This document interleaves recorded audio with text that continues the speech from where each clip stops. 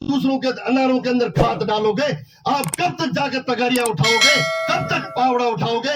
सारी दुनिया आज, आपने कभी सोचा था कि हमारे इलाके में इतनी बड़ी भारतमाला रोड निकलेगी?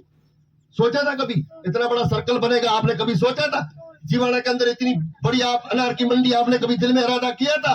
तो साइंस का जमाना है, तरक्की का जमाना है, नई नई चीजें आएगी और जो लोग पढ़े लिखे होंगे, जिसके हाथ में मौलवी साहब कलम होगी, उस बच्चे की कदर होगी, उस बच्चे की इज्जत होगी, उस बच्चे की इज्जत की कुर्सी मिलेगी, उस बच्चे को इज्जत की रोटी मिलेगी, उस बच्चे को दुनिया सलाम करेंगे। अगर तुमने अपने बच्चों को महरूम रख लिया, ये मेरे साथ में धोखा नहीं हो रहा है, या आने वाली आपकी नस्ल के साथ में धोखा हो रहा है। आप अपनी नस्ल को दफन कर रहे हो, आप अपनी नस्ल का गला खोल रहे हो, आप अपनी नस्ल को जिंदा दफन कर रहे हो। ये किसी का नुकसान नहीं हो रहा है, खुद हमारी पीढ़ी का नुकसान हो रहा है।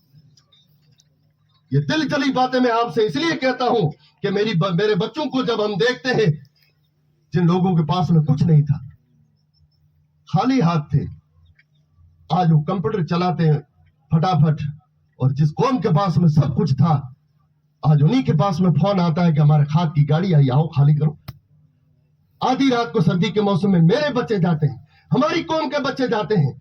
क्यों? कि इसलिए कि हमारे बच्चों को गला घोट दिया, हमने पढ़ाई नहीं करवाई, हमारे बच्चों का हमने गला दफन कर दिया कि बच्चों को तालीम नहीं दिलाई। अगर काश तालीम होती तो इस बच्चे को गाड़ी खाली करने के लिए फोन नहीं आता, किसी यूनिवर्सिटी से फोन आता कि यहाँ लेक्चर के लिए जरूरत है, या अंग्रेजी पढ़ाने की जरूरत है, या गणित पढ़ाने की जरूरत है, या हिंदी पढ़ाने की जरूरत है। ऐसे ऐसे बच्चों के फोन आते तो हमारा दिल बाग बाग हो जाता। मगर जब गाड़ियां खाली करने का फोन आता है तो हमारी आंखों पे आंसू नहीं बल्कि खून के आंसू निकलते हैं।